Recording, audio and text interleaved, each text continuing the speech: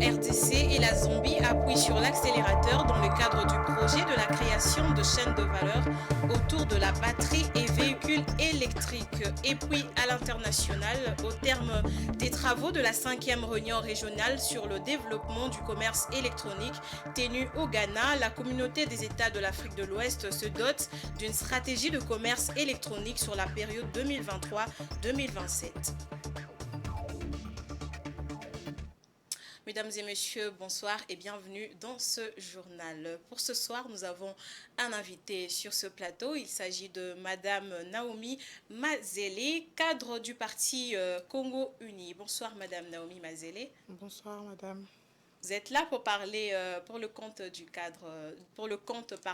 parti Congo Uni, mais je vous reviens dans peu parce que nous devons d'abord suivre l'actualité. Je l'ai dit au sommaire, dans le cadre du projet de la création de chaînes de valeur autour de la batterie et véhicules électriques, la RDC et la Zambie appuient sur l'accélérateur. Les deux pays viennent de signer un accord cadre du lancement de la zone économique spéciale transfrontalière RDC et Zambie. La cérémonie de signature de ce document a été présidée ce lundi par le Premier ministre Sama Lukonde. Le commentaire avec Fiston Oleko.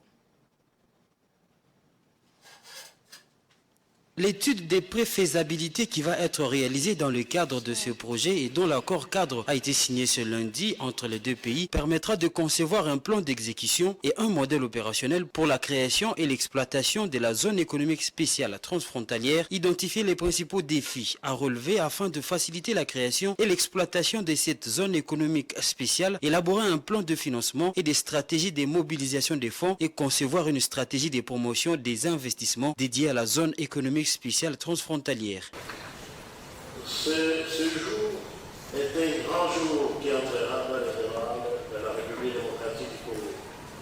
La cérémonie de ce jour, dédiée à la signature de l'accord cadre pour le lancement et l'étude de préfaisabilité de la zone économique spéciale transfrontalière RDC-Zambie dans la province du Haut-Katanga, devant in fine aboutir à la production de batteries électriques sur base de la transformation des minerais extraits en République démocratique du Congo et en Zambie, marque un tournant historique vers l'industrialisation de notre pays et dans la coopération économique internationale. Le Premier ministre a salué à sa juste valeur cet important projet qui s'inscrit dans la vision de développement portée par les deux chefs d'État, en l'occurrence le président Félix Tshisekedi de la RDC et son homologue zambienne Hakainde Hichilema. Nous ici, nous sommes dans la matérialisation d'une révolution.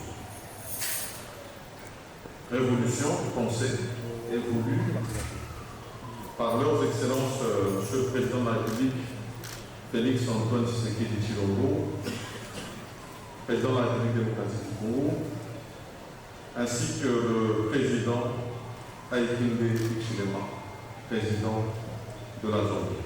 Pour aboutir à ce projet de développement de la chaîne de valeur régionale autour de l'industrie des batteries électriques, ainsi que d'un marché des véhicules électriques et des énergies propres. Et ne dit-on pas que l'union fait la force. Et c'est ce que nous voyons ici aujourd'hui.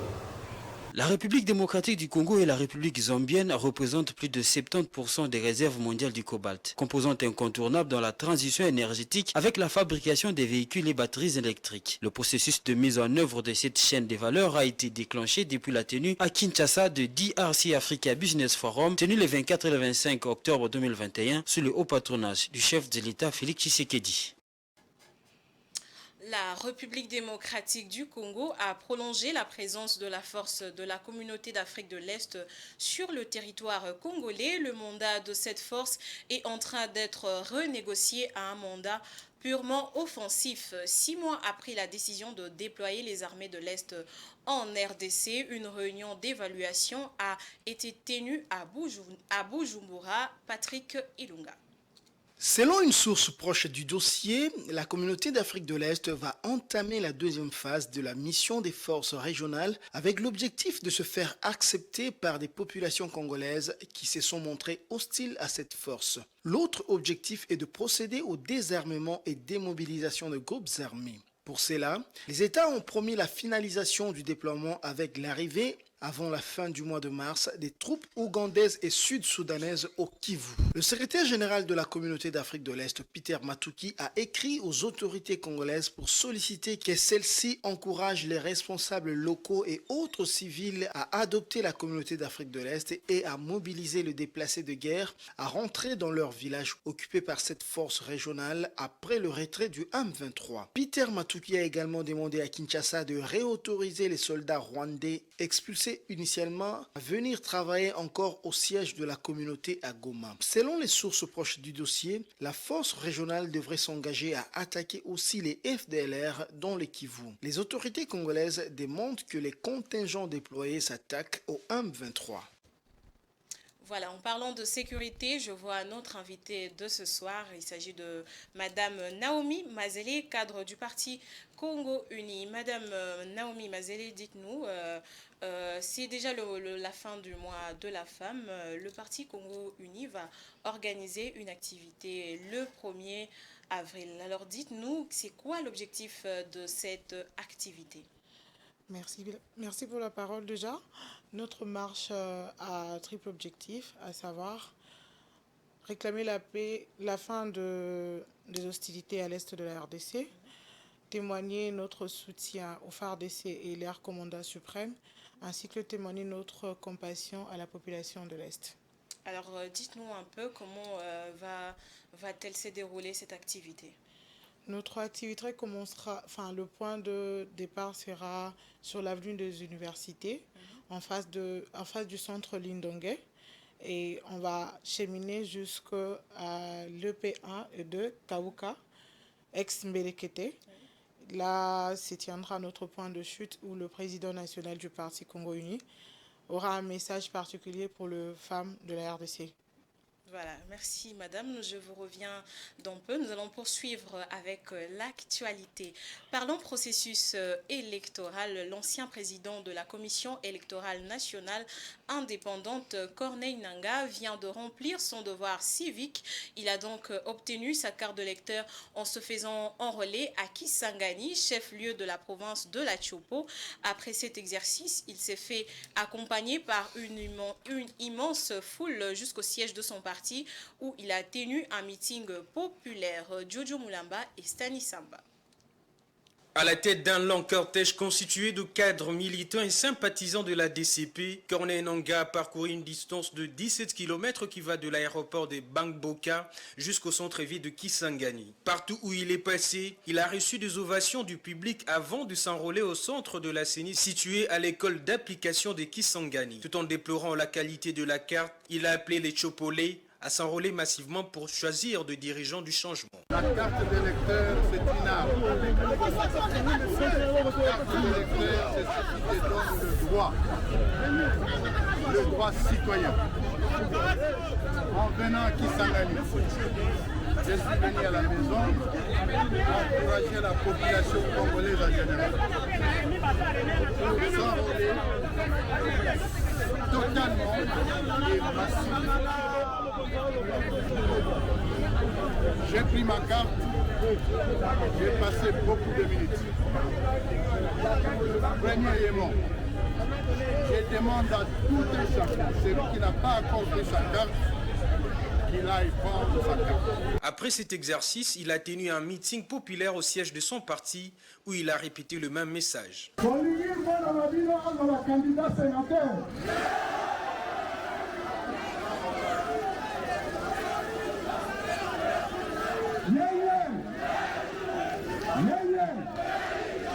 Esika bolingi ndete alobi lokola nzambe asengi tokotinda nani nanga alobi na bino ngai oyo tinda ngai.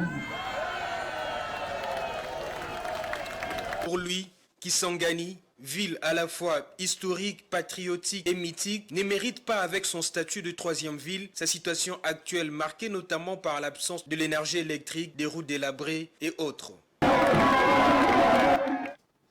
Après 2 ans et 5 mois des travaux, la maison spirituelle d'adoration Baha'i de la RDC a été finalement inaugurée à Kinshasa, financée sur fonds propres de la communauté Baha'i de cette maison dénommée Mashril Adkar vient de s'ajouter sur les 9 qui existent déjà dans le monde. Elle est ouverte à toutes les confessions religieuses et à toutes les couches sociales pour méditer et prier et se ressourcer. La cérémonie d'inauguration de ce bel édifice a eu lieu samedi en présence de près de 2000 personnes venues de tous les coins du monde. Jojo Mulamba et Benny Ifombo étaient sur place.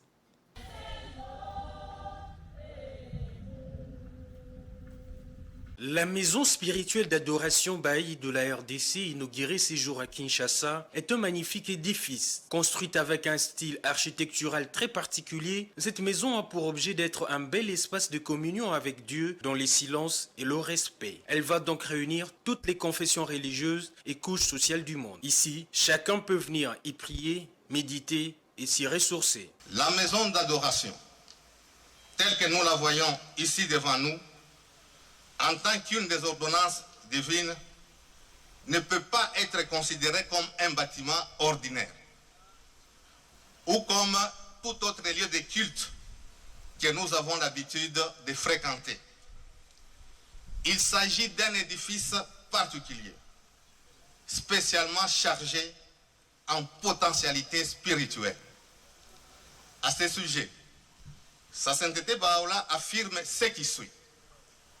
Par ma vie et par ma cause, les âmes des vrais croyants et de tous les anges privilégiés graviteront autour de toute demeure ou entre les amis de Dieu et d'où s'élèvent leurs lamentations tout en louant et en glorifiant les Seigneurs. Avec une capacité d'accueil de plus d'une centaine de personnes, ces hauts lieux spirituels comportent 9 portes représentant les grandes révélations du Créateur. Son design est inspiré à la fois de symboles culturels de la RDC et de perspectives spirituelles de saintes écritures Baha'i. Érigée à la gloire du Très-Haut, la maison spirituelle d'adoration devra donc jouer un rôle transformateur à Kinshasa en particulier et en République démocratique du Congo en général. Le design de cette maison d'adoration est inspiré à la fois des symboles culturels de la République démocratique du Congo ainsi que des perspectives spirituelles des écrits saints Baha'i. Le motif est inspiré d'une double imagerie. D'une part, par la façon dont les affluents du fleuve Congo s'effrayent un chemin à travers les forêts tropicales vers un point de collecte principal, et d'autre part, la façon dont les racines sont arrosées, poussent et soutiennent les dômes. Venus de tous les coins du monde, près de 2000 personnes ont assisté à cette activité de grande envergure. Les officiels, les représentants des confessions religieuses, les acteurs de la société civile et autres couches ont marqué leur présence. Cette cérémonie a constitué également un moment de fête et de joie. Chants, récitals, danses et musique folklorique ont caractérisé ces moments avant et après le service dévotionnel au sein de la maison d'adoration.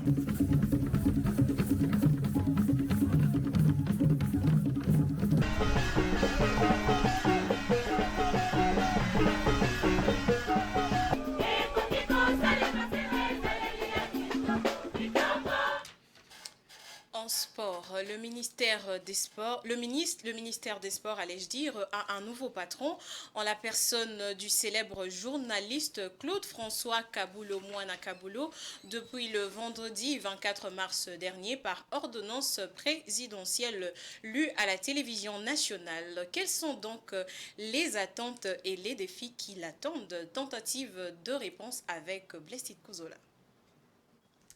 Le sport congolais a un nouveau patron. Il s'appelle Claude-François Kabulo-Mwana Kabulo. Il a été nommé par ordonnance présidentielle rendue publique vendredi 24 mars dernier ministre des Sports. Son plus grand défi est de relever les sports congolais, lui trouver un modèle économique et s'est projeté en même temps sur le front de la construction et modernisation des infrastructures. Journaliste à la radio-télévision nationale congolaise, Kabulo Mwana Kabulo a été nommé ministre des Sports et Loisirs dans le gouvernement Samalou Konde II. Il remplace à ses postes Serge Konde Ntsembo. Claude François Kabulo Mwana Kabulo débarque au sport à un moment critique caractérisé par la descente aux enfers du sport national et les manques de résultats à tous les niveaux. Au football par exemple, le Léopard Senior ont loupé le billet qualificatif pour le Mondial Qatar 2022 après avoir été battus par les Lions de l'Atlas du Maroc. En compétition interclub de la CAF, Mazembe, V-Club, DSMP et Lupopo ont fait piètre figure, éliminés tous en phase de groupe. Le scénario a été pire chez les Léopards de basketball. En 2022, les Congolais ont vu leur parcours s'interrompre à l'étape de poule lors de l'Afro-Basket organisé au Rwanda. Quelques semaines plus tard, ils n'ont pas été capables d'arracher les tickets qualificatifs pour le championnat du monde de la spécialité. À la CAN U21 de volleyball, déroulée en Égypte en février 2021, les Léopards messieurs ont également mordu la poussière, écartés du tournoi à l'étape de la phase de poule. La même année, des handballeurs ont défendu tant bien que mal les couleurs nationales en terminant 24e sur 32 participants. Un motif de satisfaction pour leur première participation à une phase finale de Coupe du Monde. Le tableau est sombre. La situation est alarmante pour le sport congolais, tant tout ou presque est au bas de l'échelle dans ces secteurs, alors que les infrastructures appropriées font défaut et les financements publics s'est fait de plus en plus rare. Le ministre François Kabulo a la lourde mission de rectifier les tirs pour répartir sur de nouvelles bases et redorer les blasons. Une autre tâche ardue consistera à obtenir de l'Assemblée nationale, via le gouvernement, la révision de loi sportive promulguée le 24 décembre 2011 par l'ancien président de la République, Joseph Kabila Kabange, et reloger à la même enseigne toutes les fédérations sportives. Il doit également doter la République démocratique du Congo d'une politique sportive nationale, tant souhaitée par l'ancien président de la FECOFA, Constant Omari. Réputé connaisseur nanti d'une longue expérience et d'un carnet d'adresses avant d'être très critique à l'égard de certains de ses prédécesseurs, Kabulo sera désormais apprécié de par son rendement et n'aura pas droit à l'erreur, avise des ténors au sein du mouvement sportif. Attention, quelle erreur! Quelle bêtise monumentale du gardien! Il s'effondre alors qu'il a sauvé toutes les attaques de Cédric Bakambu et sur une action qui n'aurait pas dû être une occasion. Je reviens à notre invitée de ce soir, Madame Naomi Mazele. Elle parle pour le compte du parti politique Congo Uni. Madame Naomi Mazele, vous avez évoqué tout à l'heure que l'activité que compte organiser le parti Congo Uni le 1er avril sera constituée essentiellement d'une marche pacifique pour réclamer la paix à l'est de la République démocratique du Congo. Mais dites-nous, plusieurs marches de soutien au FRDC ont déjà été organisées ici en République démocratique du Congo. Pourquoi le parti Congo Uni tient à s'ajouter à cette liste et qu'est-ce qu'elle va apporter au processus de paix en République démocratique du Congo? Merci Madame pour la parole. Congo Uni étant parti divin, parti sentinelle, ne pouvons pas rester silencieux face aux atrocités que vivent nos frères à l'Est. Alors, on va profiter de la clôture du mois de la femme. Étant donné que le cri de la femme sont plus forts que les armes de guerre, comme précisé dans mon introduction, et on va profiter de l'occasion pour qu'ensemble nous puissions faire cette demande de paix par une prière d'ensemble en communion. Oui, voilà. Merci Madame. Mais dites-nous quel message vous lancez à ces femmes qui certainement sont en train de nous suivre, qui peut-être voudraient se joindre à vous ce jour-là à cette marche. Comment vont-elles faire? Nous faisons appel à toutes ces femmes de la ville de Kinshasa de prendre part à cette manifestation afin que nous puissions ensemble, dans l'union et la solidarité, réclamer cette paix. Et pour arriver à ces lieux, prière de nous joindre sur l'avenue de l'université, en face du centre Lindongue, dans la commune de Kalamu plutôt. Voilà, merci madame. Nous avons vu d'ailleurs des images défiler tout à l'heure. Dites-nous un peu, c'est quoi le parti politique Congo Uni, c'est quoi sa vision et qui en est l'initiateur, madame? La vision du parti Congo Uni prône le changement positif de la République démocratique du Congo, lequel le changement passe inévitablement par le changement de mentalité de Congolais. Dirigeants dirigés, gouvernants gouvernés, avec comme devise union, solidarité et développement, dont l'initiateur et président national du parti est Maître Faustin Kaziteriko Kenda, dit son éminence Maître Kazi, que je salue en passant. Voilà, merci beaucoup madame, je pense que c'était tout. Merci d'avoir répondu à notre invitation. Merci beaucoup. Voilà. L'actualité, c'est aussi au-delà de frontières de la République démocratique du Congo. Faisons place à la page internationale.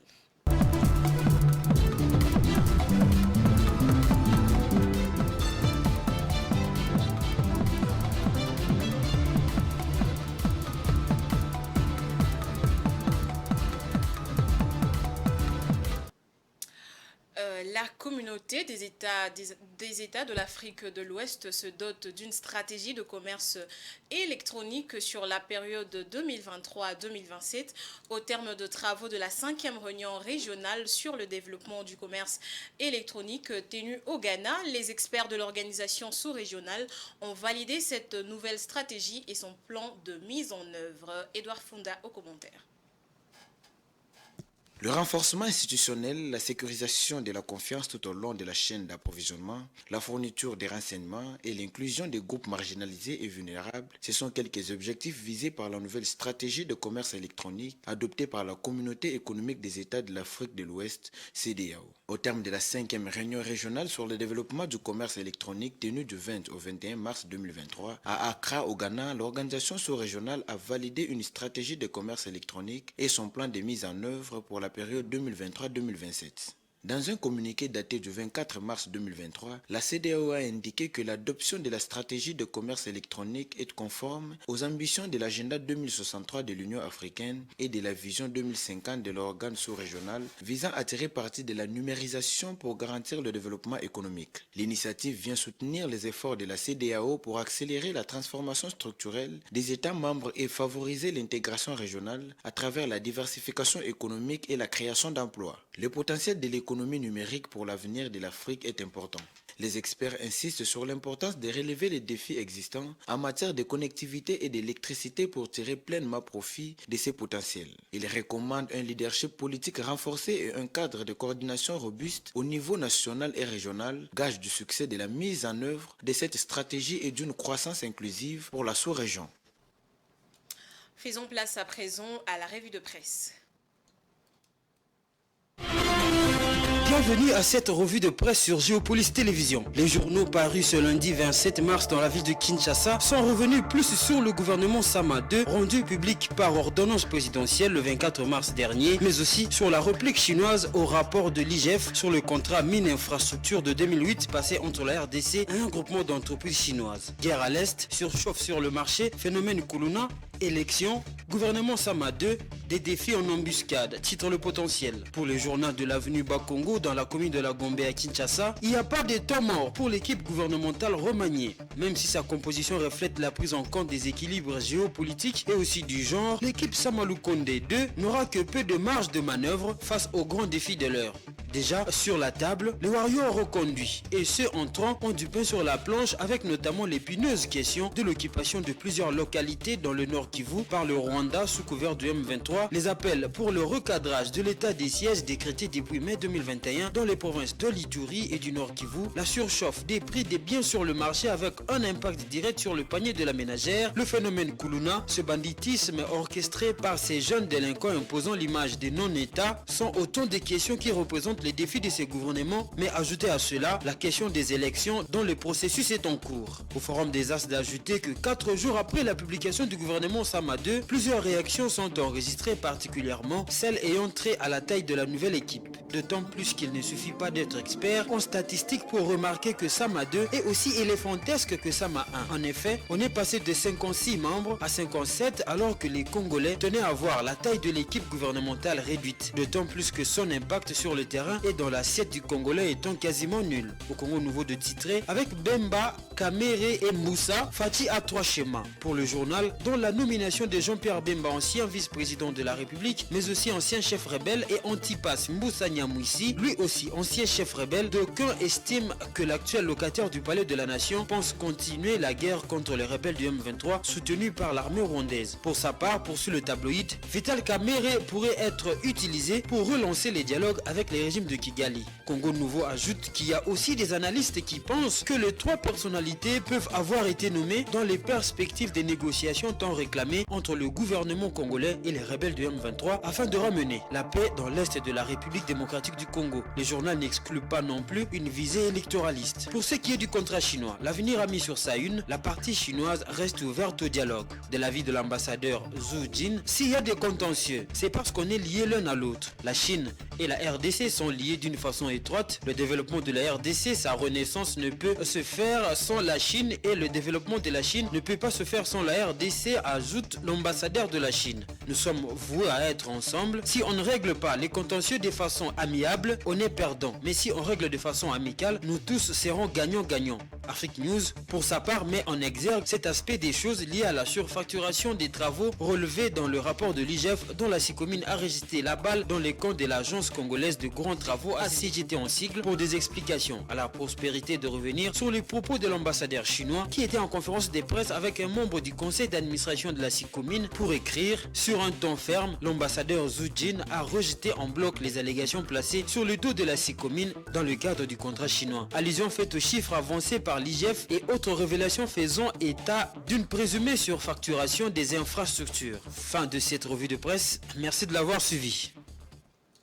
Ce journal est presque fini, mais avant de vous quitter, place au rappel des titres. La RDC et la Zambie appuient sur l'accélérateur dans le cadre du projet de la création de chaînes de valeur autour de la batterie et véhicules électriques. Et puis, au terme de travaux de la 5e réunion régionale sur le développement du commerce électronique tenue au Ghana, la communauté des États de l'Afrique de l'Ouest se dote d'une stratégie de commerce électronique sur la période 2023-2027. Fin de ce journal. Merci de l'avoir suivi et bonne soirée chez vous.